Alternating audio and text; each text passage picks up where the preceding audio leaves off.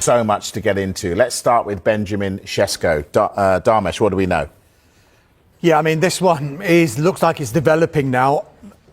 There is an expectation at some point in this transfer window he may make that move to the Premier League. Manchester United are expected to make a formal offer to RB Leipzig for their striker Benjamin Šeško. It is clear they definitely do want the player.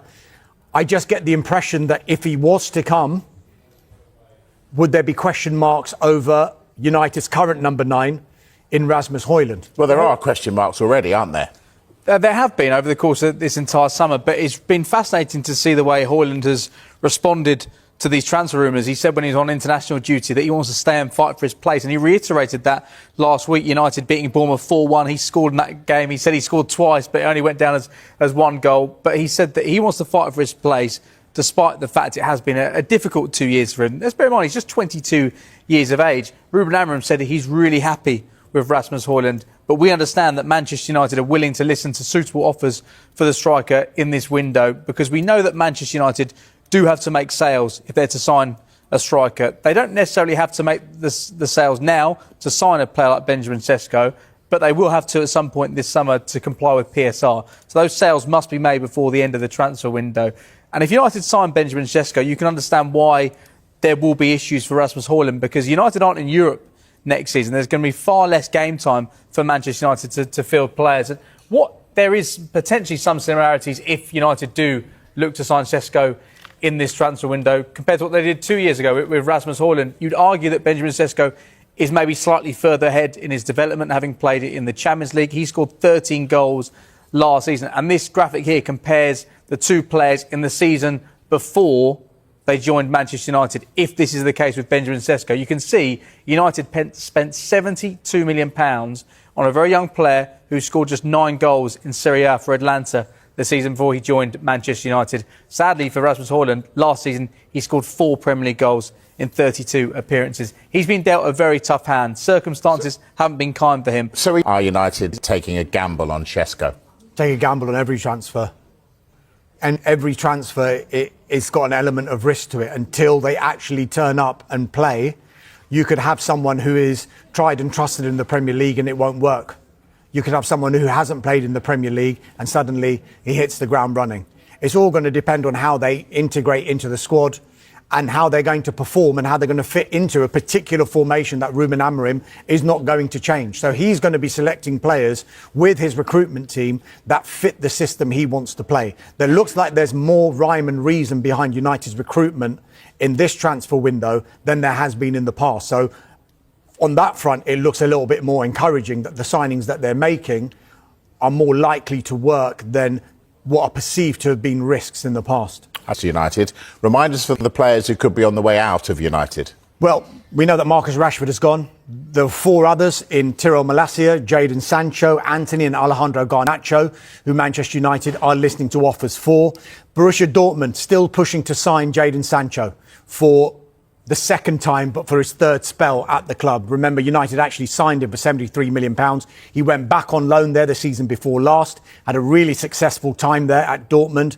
They got to the Champions League final. United ended up making a profit on his wages for the time that he was there. They're interested in getting him back again. Now, there's been no formal bid to United. Dortmund, at this moment in time, just getting the information on the potential conditions of a deal. It's thought United would want a permanent element attached to this deal. They would want a permanent sale, number one. Yeah. If they can't get that, because we know that there's complications related to Jadon Sancho's wages, if it was to be another loan, United would, I think, demand, listen, if you take him on loan, there's got to be an obligation. And this is going to be the price of that obligation. Juventus and Napoli were also interested earlier on in this transfer window. I spoke to Gianluca Di Marzio from Sky Italy earlier on today. He seems to think the interest from Juventus has cooled a little bit for now. There is also interest in Sancho from 2 Saudi clubs. As far as the valuation goes, when Chelsea got him on loan with an obligation last season, there was a £25 million obligation price. I don't think it's going to be that high this time. I think Manchester United will almost be forced to bring that price down to be able to do that deal. As far as Anthony is concerned, He's got his heart set on going back to Real Betis. Real Betis are finding it really hard to do that deal, especially on a permanent deal. But rather like the Sancho deal, if it is to be another loan, then I think United would want that permanent element attached to that deal. Again, there is Saudi interest in Antony, but at the moment, I think there's a willingness from all parties to try and make the Real Betis deal happen. Not only for Real Betis, but if United can get good money eventually for him, but for the player as well, because it simply hasn't worked out for him at Manchester United. And Alejandro Garnacho, I know we spoke about him briefly earlier with regard to Chelsea, but Manchester United are expecting a formal approach from Chelsea. Chelsea clearly interested. Their priority might be on sales at the moment, but the later we go into this window, I think the interest in Alejandro Garnacho is going to be ramped up. James, we saw Arsenal do this. They bit the bullet and they got rid of players and didn't actually maybe get their value. Do United have to look down that route?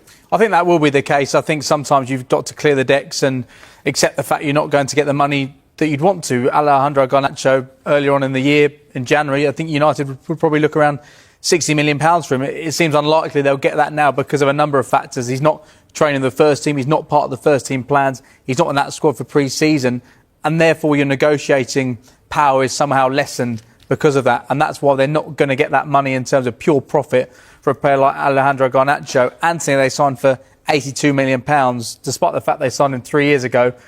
His book value will be much lower, but they'll still make it a huge loss, you'd think, on him. And that does have to be the case, because I know Ruben Amorim said that these players will be reintegrated if their value is not met. I don't think there's any real chance of that happening, because this is a new era at Ineos under Ruben Amorim. They're going to back him. These players will not be featuring for Manchester United this season unless something dramatic happens, something drastic happens over the course of the next few weeks. They will make a huge loss on a player like Jadon Sancho, who's cost them so much money since signing from Borussia Dortmund. But this is the way it's going to have to be. Worth bearing in mind, over the course of the last few years, they have put in quite significant sell-on clauses, a number of the transfers in terms of players that departed. And actually this summer they've made quite a significant amount of money on that. Anthony Elanga, a player they sold for around £15 million, went to Newcastle for a huge fee, and they're getting a significant amount of that as well. So I think United are learning their lessons over the course of the last few years. They haven't sold very well, but I think they are starting to learn and act like a club like Chelsea do, who make big money on every single player they sell, it seems to be. Absolutely.